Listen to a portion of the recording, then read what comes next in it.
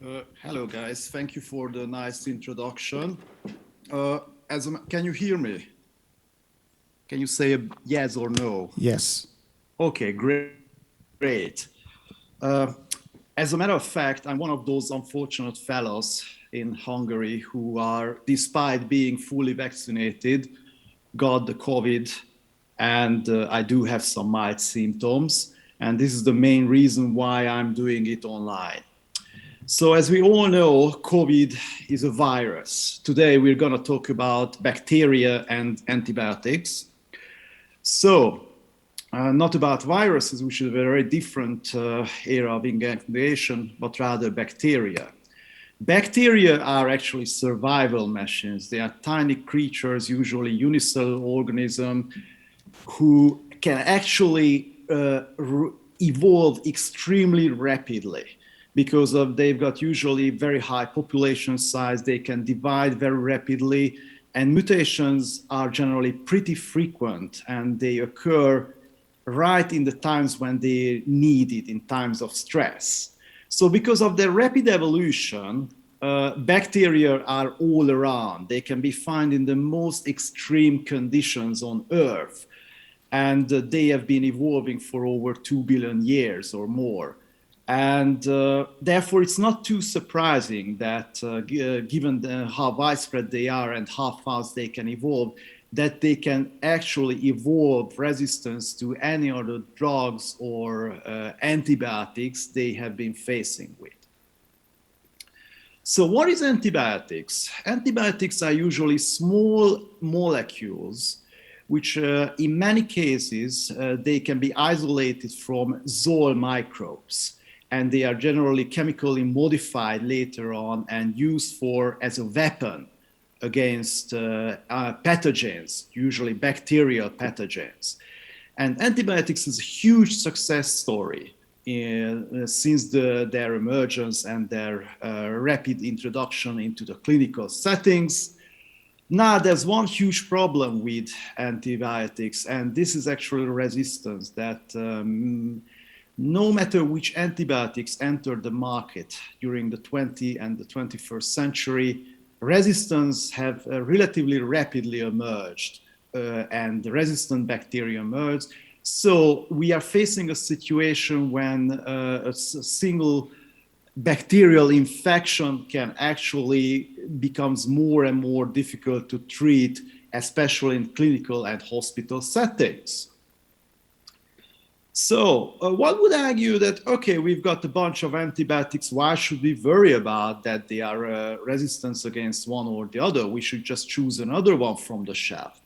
Well, the real problem is that there are some super bacteria which actually started to emerge. And these bacteria are actually resistant to nearly all antibiotics that could be used in clinical settings.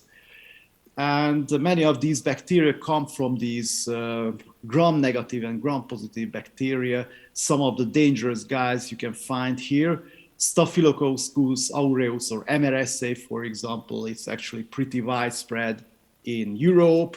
Also, Acinetobacter baumannii, many different strains are actually resistant, and they are considered as a critical priority according to the World Health Organization, and there are a couple of others.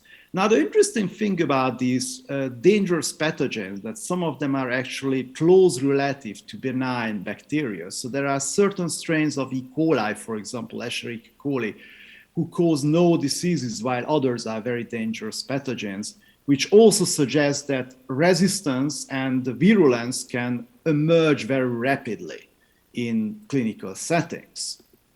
So how serious this problem is? Well, it's difficult to know exactly the numbers, but what we know that there are millions of deaths worldwide annually, and the most seriously affected region is generally Africa, where the conditions are actually, the health conditions are actually very poor.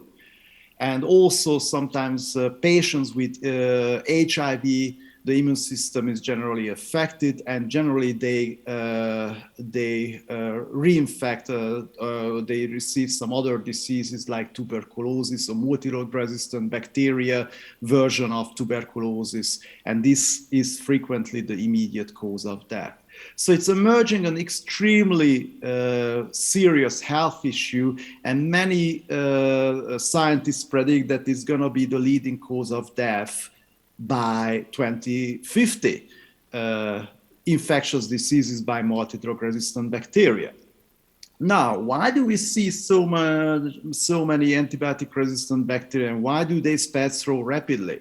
Well, we are to blame because there's a huge antibiotic overuse in hospitals and and also in animal husbandry. So this is indeed a very serious problem.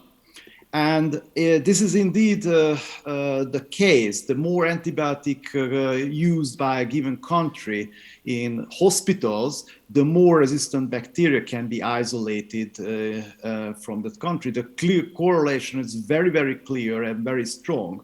So one obvious solution is partial solution is that you use antibiotics in a much wiser manner and use it only in the appropriate conditions. So, for example, a very obvious thing is that when someone has a viral diseases, then it may not be a good idea to use antibiotics because unless he or she is upper infected by bacterial infections. Right. So there are some other sources that it's not just the hospital setting that could cause the emergence of resistant bacteria, but even a huge amount of antibacterial compounds are used in cosmetics. Let it be body wash, hand soap, desodorant, makeups, mouthwash. And, they are used in a much higher amount than antibiotics, and we use it on a daily basis. And the antibacterials in these products are not antibiotics per se, so that they could not be used in clinical setting, but there is a dangerous problem that when bacteria become resistant to these antibacterials, they, as a byproduct, become resistant to antibiotics as well. And this is certainly the case with one of the most problematic antibacterial compound in cosmetics, called triclosan. So there's a very clear indication that soap that use triclosan, there we actually select for bacteria which are resistant not only to triclosan, but also we can generate multi-drug resistant bacteria as a byproduct. So on one hand, we've got a serious problem that these bacteria are emerging and they spread extremely rapidly. On the other hand, there is a paradox that the development of new antibiotics actually slowed down in the past 10, 15 years. Why is that so? It's very strange, isn't it? So one reason being is that big pharmas actually withdraw from the antibiotic development market. And there are currently roughly 4 major players who still have some active programs, and 4 or 5 other major players have closed their business in the past 5 to 10 years. That seems to be very strange, but we need to understand the logic of development and business in order to understand what's going on. So developing a new antibiotics is an immensely risky business. It's not like a chronic disease with one agent that could solve the problem, because there's a huge variety of bacterial pathogens, and there we're talking about a bunch of different diseases. So generally, one of the requirements is that we need broad spectrum antibiotics that could be used against the broad range of multi-drug resistant bacteria. And also, it's a huge problem, especially in the third world. And so the chemical synthesis of these antibiotics should be cheap, so it can be sold at a very relatively low price. And of course, an immensely important issue is that these newly developed antibiotics should have no toxic side effects for human health. And as a matter of fact, most of the new developments fail because of the very rigorous rules on safety. So there's also another problem which you have to consider, that it's not only antibiotic development is painfully slow and expensive, the financial return is dubious after as much as $600 million of investment. A company can expect some revenue or financial return within 20 to 23 years. And this is actually too risky for many of them. Even worse, there have been quite a few recent developments that failed because a resistance emerged in patients in late clinical phase or two, and it turned out that the given antibiotics cannot be used in the long run, because resistance can rapidly emerge against against these antibiotics. So what we actually suggest is, and we developed quite a few tests in the past, that we need rigorous and very effective methods to test antibiotic resistance in the laboratory and test how rapidly resistance can emerge against a wide range of antibiotic candidates. So it should be a priority criteria at the early stage of preclinical research. So, are there some ways to slow down the rise of bacterial resistance? Is there any dirty or wise tricks that we could use in the future? So in order to answer this question, first you need to understand that there are many different ways whereby resistance can emerge in bacteria. So one of them is, what you need to know, that most antibiotics usually have one target protein. So therefore, single or two mutations in the target protein can actually alter the efficiency of the antibiotics. Antibiotics can also be degraded by enzymes. They can be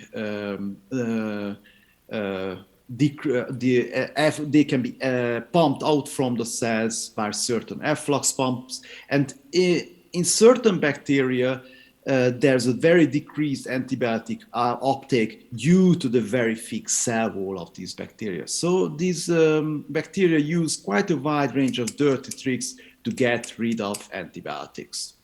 So how can we around this?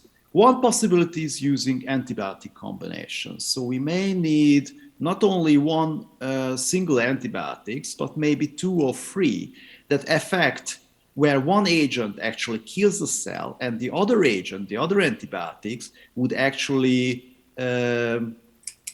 annihilate or actually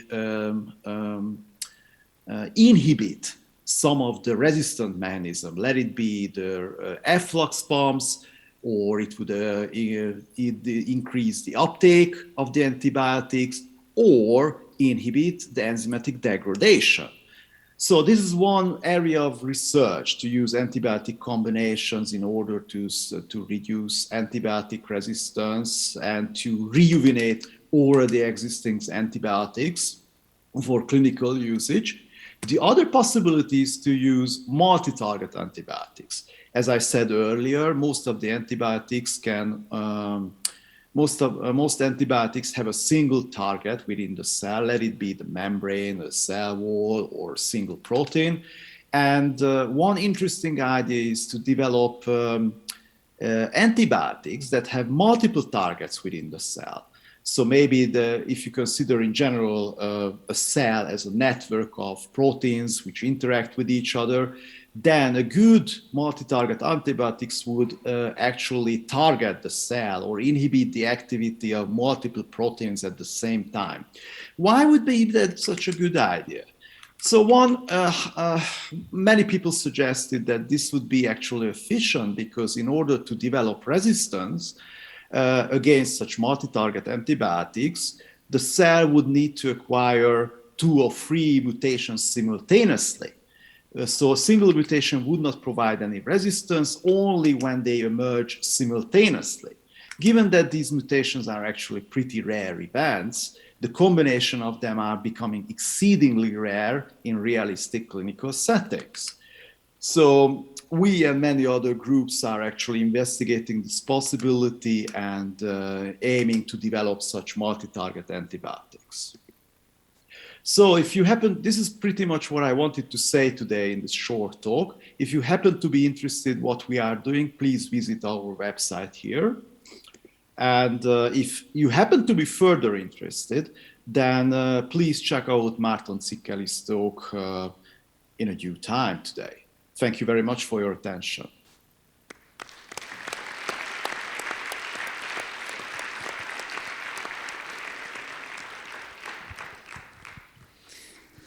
Thank you, Csaba, for this great lecture. And I would like to ask again if there's anything. Oh, yeah, there is a question. Are there any antibiotics that used in the worst case scenarios? Yes, there are actually. These are called the last resort antibiotics.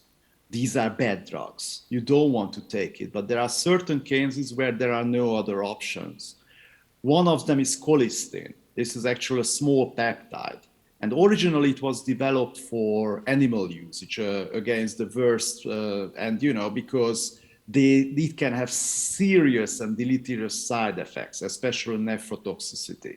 But there are certain cases where the doctors have no other options and they use these type of bad drugs. But of course, there are a couple of, the good news is there are a couple of good developments ongoing. So most of them at the preclinical stage, we still have to wait 5 to 10 years till they reach the clinics, if they do. But what we can tell, we checked quite a few of them in the laboratory, and we do find certain and new antibiotics against which resistance emerge extremely rarely, or resistance is very limited. So there is a hope. Thank you very much. Yes, any other questions? Yes, there is one. So my question is that would it be possible for our beneficial bacteria to turn into superbacteria, and would that be advantageous to us? Okay, our bacteria, I guess you may consider the bacteria in our gut, the gut microbiome. So these bacteria help to digest food, among many other roles. And they are generally benign bacteria and of course essential for our being. And yes, the thing is that if we take antibiotics, generally we generate, in many cases, we actually generate resistance versions of such bacteria. And this is actually not a good thing at all, because in certain cases, bacteria these gut bacteria that become resistant can actually provide the resistant genes to other pathogens. So there is a transfer of genetic material from gut bacteria to bacterial pathogens. And thereby, pathogens can acquire resistance in basically in no time, basically.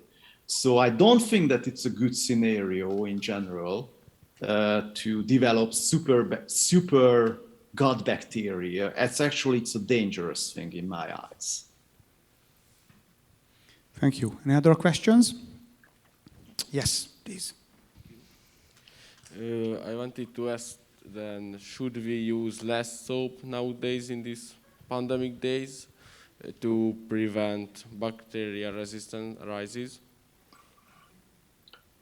Sorry, the question was whether we should use less antibiotics. Yes.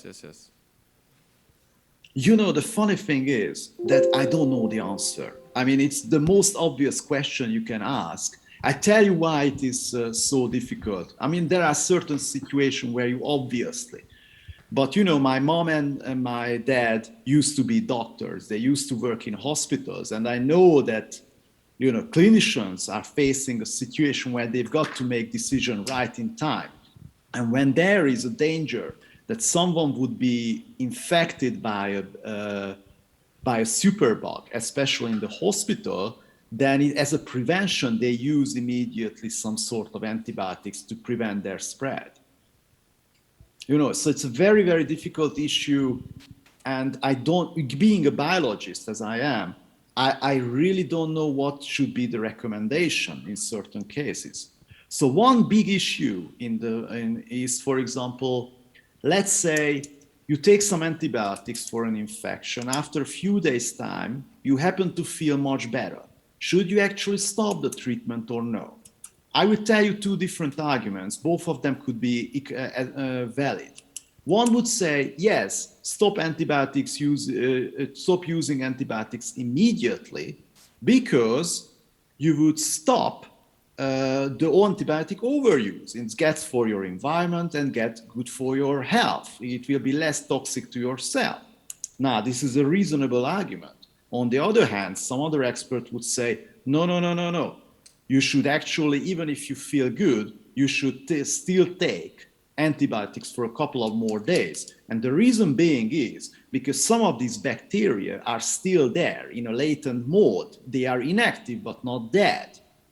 So if you decrease the dosage or you don't use the antibiotics, or time by time, the dosage in your body will reduce to a certain amount where it will be extremely easy the bacteria to develop resistance. So they can easily acquire resistance to a low dosage, but it's very difficult for them to acquire resistance to a high dosage in one step. Okay, see what I mean? On one hand, you could say stop immediately to stop the side effects. On the other hand, one could argue, no, use it as long as necessary to stop resistance. Thank you. Any other questions? Yes, another one.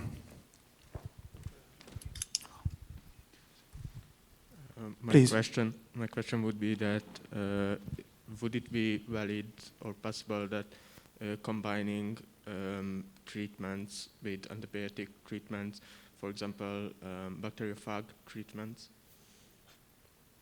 Yeah, what a lovely question. I mean, yes.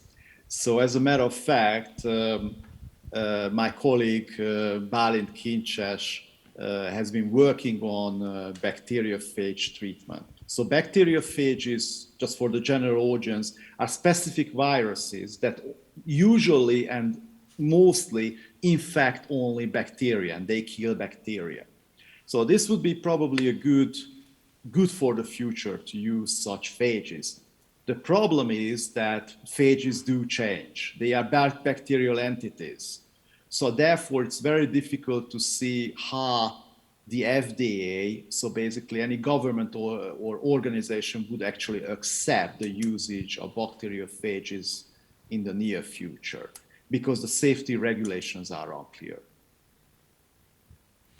Yes, anyone else? Csaba, you are having a hard time because I also have a question. So it always puzzles me how to deal with antibiotic resistance and immune suppression at the same time. So in other words, how would you study antibiotic resistance in immune suppressed patients? Just to give you an example, I mean, after stroke, like any large brain injury, a lot of the patients who get into the hospital in severe conditions die because of opportunistic bacteria, which slowly colonize these patients, and then we lose the patient. And preventive antibiotic treatment doesn't work at all.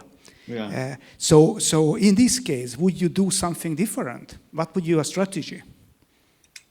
Well, it's not my strategy. I don't directly work on this topic, but there are certain antibiotics which have a dual role. They, on one hand, they not only kill the bacteria, but they are also immunomodulators. So they aim to boost the immune system, the native immune system. And, you know, there have been quite a few publications in this direction, and I think it's actually a really exciting area.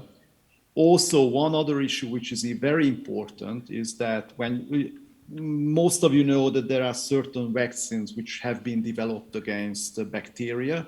And, you know, we very rarely see any resistance emerging against vaccine, while on the other hand, resistance against antibiotics is a huge problem. I'm talking about bacterial vaccines, right?